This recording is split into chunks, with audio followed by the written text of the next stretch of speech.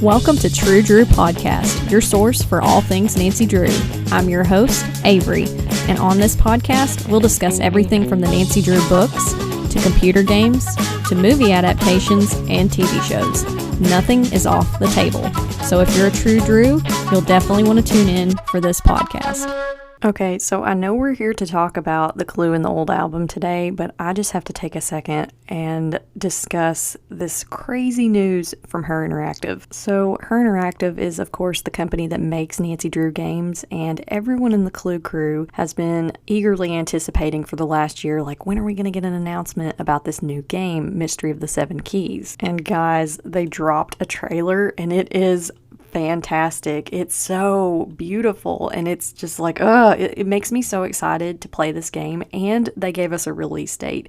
It comes out May the 7th. That is only a few weeks away, so I am so excited about the prospect of having a new Nancy Drew game to play. I mean, we haven't had a new game to play since 2019, so this is super exciting.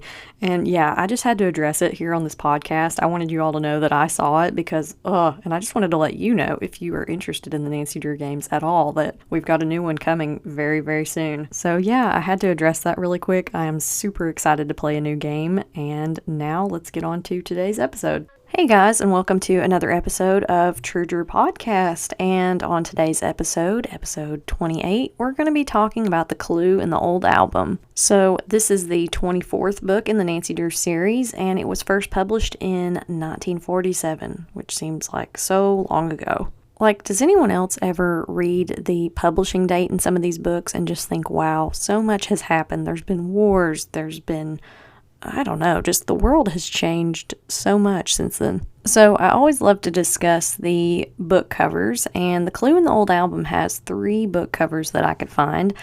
And the first one is from the 40s and shows Nancy with a really cute headband on.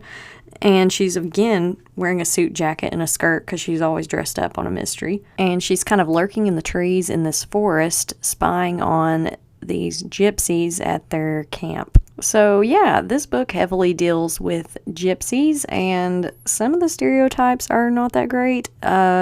I feel like this book did a little bit better of a job handling stuff, but, you know, there's still some stereotypes there. Now, this second cover edition is one that I had actually never seen before, and so a family friend of ours, her name's Diane. Hi, Diane, if you're listening to this episode.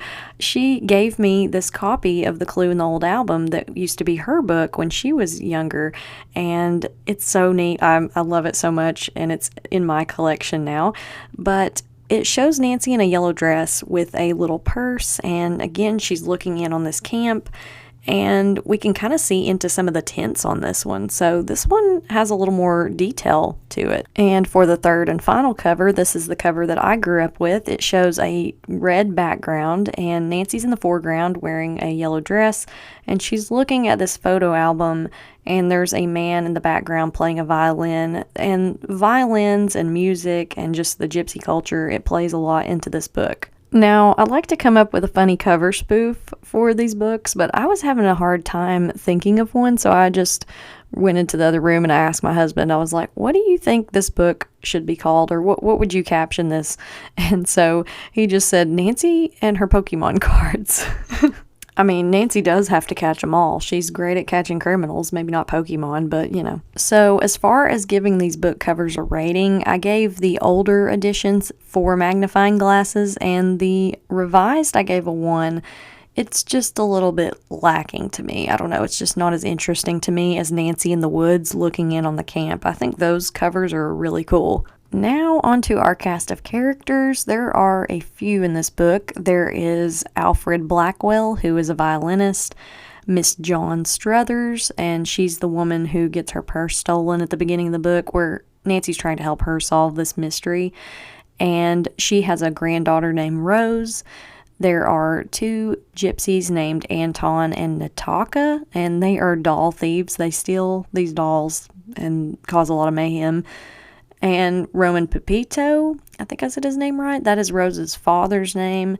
Aunt Eloise, Nancy's aunt, she comes back into the book. I think we haven't seen her since, like, Message in the Hollow Oak. So She's in this book, and Alice Crosby, who is a social worker friend of Nancy's, and Henrietta Botswick. So I came up with a synopsis for this book, and I didn't remember any of this book from my childhood. I've said that a few times on this podcast, but there's certain books that really stick out to me and I remember them, and then there's some books that I just look at the cover and I'm like, I don't even remember what this is about. So here's the synopsis. Our mystery begins with Nancy and Carson attending a violin concert at the River Heights Art Museum to watch Alfred Blackwell perform. Nancy notices a woman getting teary-eyed at the playing, and at about the same time, a man is slyly stealing her purse. Nancy takes off after him, but is only able to retrieve the purse from the thief, and the contents are stolen.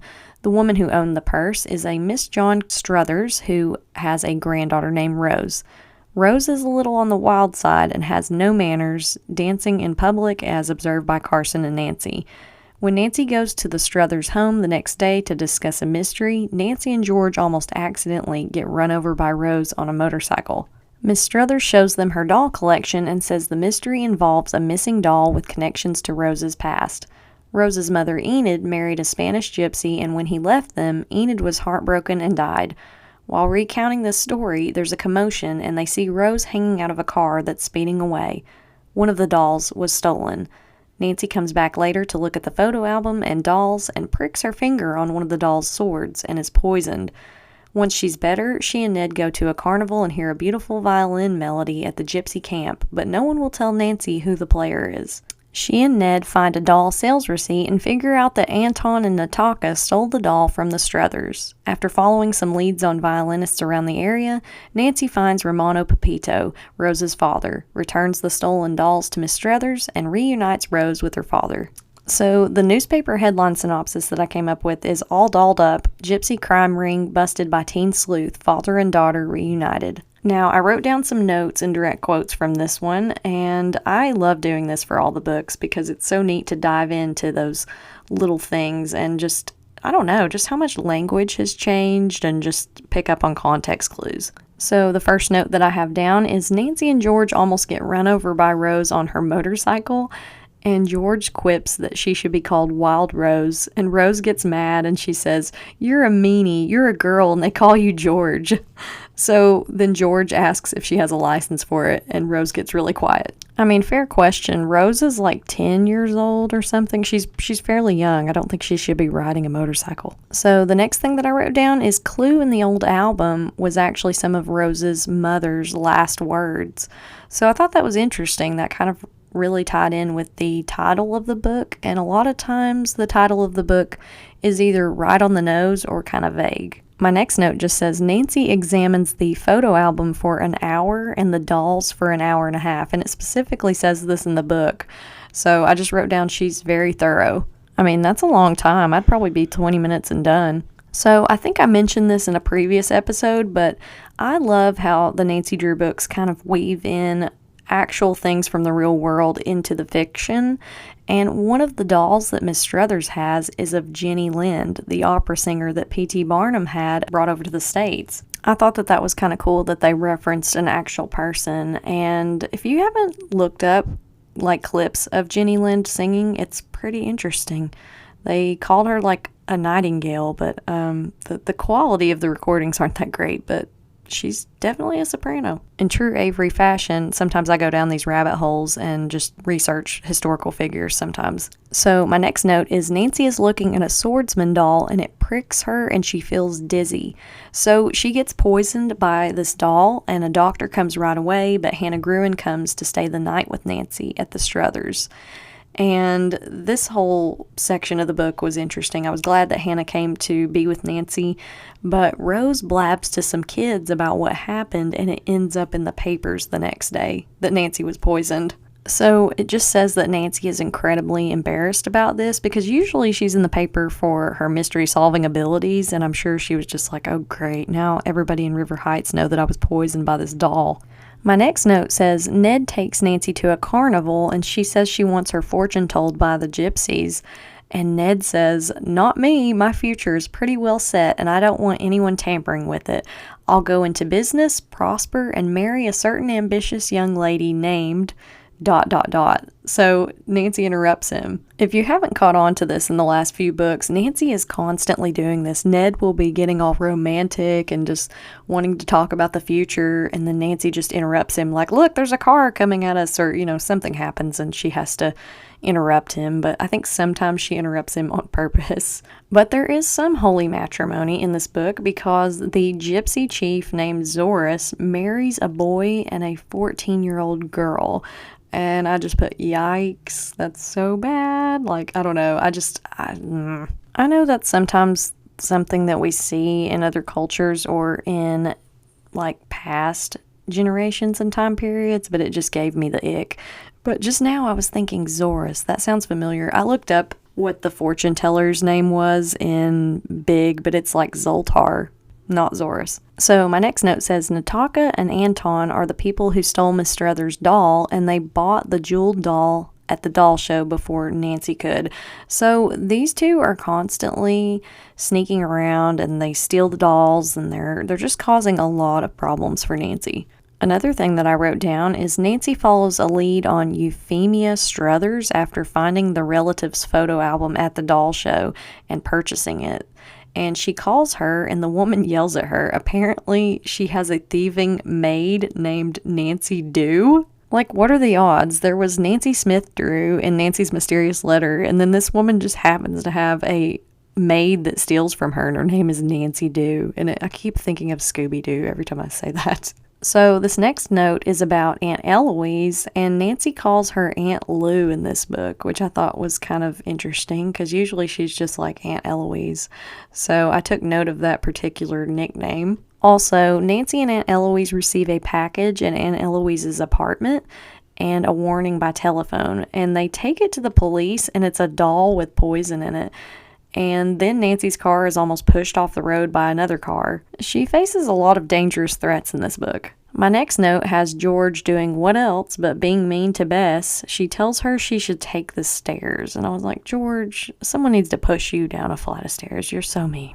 Now, this next note was kind of a neat insight into River Heights. I love when they mention actual places in River Heights. So Nancy and Ned go to a place called the Crow's Nest on a date, and it is, quote, the special rendezvous of River Heights young people. So apparently this place is happening with the teens of River Heights. I'm just picturing like a really tacky pirate-themed bar and restaurant where the people just walk around with peg legs, and there's so many questions. Now, this next note has to do with a threat that Nancy receives, or really it's a warning trying to protect her. But she gets a blanket from the gypsies with the warning beware stitched into it, which I was like, wow, that's a neat one. Usually she just gets like a handwritten note or someone, pulls the brakes out of her car. This one was just like, you know what, we're going to crochet this for you. Because nothing quite says stop meddling or else like making an Afghan for someone. The next thing that I wrote down is, I don't know much about gypsies, but some of the descriptions are probably kind of problematic, like they're thieves and a bunch of other things. But Henrietta Botswick says she darkened her skin to fit in with the gypsies when she married a gypsy. Like, girl, no. Now, this note says, Rose is finally reunited with her father, Romano Pepito, I think that's his name, and there's some weird light energy in the doll that looks like Rose's mom. I don't know, this part was kind of I got this impression that there was some mysticism and some stuff that was supposed to be like, ooh, it left up to the interpretation of the reader, but it was interesting. I think it was supposed to be really serious, but all I could think about was those dolls from the 90s that were like little glowworm dolls. Does anyone know what I'm talking about? Or did I just have a weird childhood? But anyway, that's what I was picturing. Probably not what the writer was going for. Now, I usually like to do a segment called What's Cooking with Hannah Gruen, but Hannah didn't do too much cooking, or she did some cooking, but nothing specific was mentioned, which really makes me sad. For the last few books, there hasn't been too much of Hannah's cooking, and maybe that's just something that's in the earlier books. Maybe we'll get some of that again later at some point, but for now, the last few books, it's been devoid of Hannah's cooking. But I do have some things that we can have Nancy add to her resume, and the first thing is doll purchaser. So she goes to all these different doll shows in cities around River Heights trying to find this doll that has to do with Rose's past. And so she kind of is, an expert in dolls and antiques a little bit. And I put that Nancy is a reuniter of families because she helps Rose find her dad, Romano, and that was kind of heartwarming. Now onto the things I liked and the things I didn't like about the clue in the album. So the things that I liked, Rose and her father being reunited, that was really cool. And I liked that the dolls in this mystery were really interesting. I mean, one has a sword and it's got poison in it. Like, that's real dangerous. I mean, I don't know about you, but my Barbies never tried to kill me. And as for the things I didn't like, Rose was a lot sometimes. I mean, I liked that she was kind of wild and free-spirited in one part, but then also, riding a motorcycle, I was like, that's a bit much. I also didn't like that some of the depictions of the gypsies were awkward.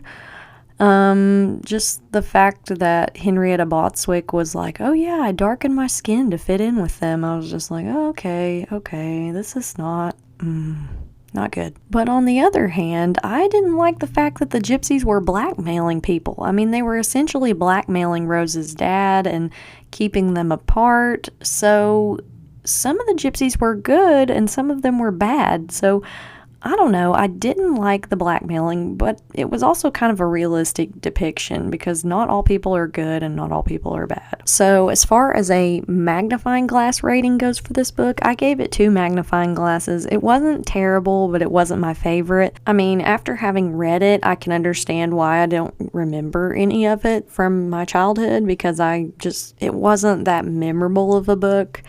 It was still a good read, but not my favorite. So that concludes this week's episode for The Clue in the Old Album. I hope you all enjoyed this episode. And for next week's episode, we're going to be talking about The Ghost of Blackwood Hall. This book is pretty creepy so far. I haven't finished reading it, but so far it's pretty good. So I hope you all will tune in, and I will see you next time. Thank you for listening to this episode of True Drew Podcast. If you'd like to stay up to date on the latest information and new episodes, our Instagram is True Drew Podcast. Or for general inquiries, you can email us at truedrewpodcast@gmail.com.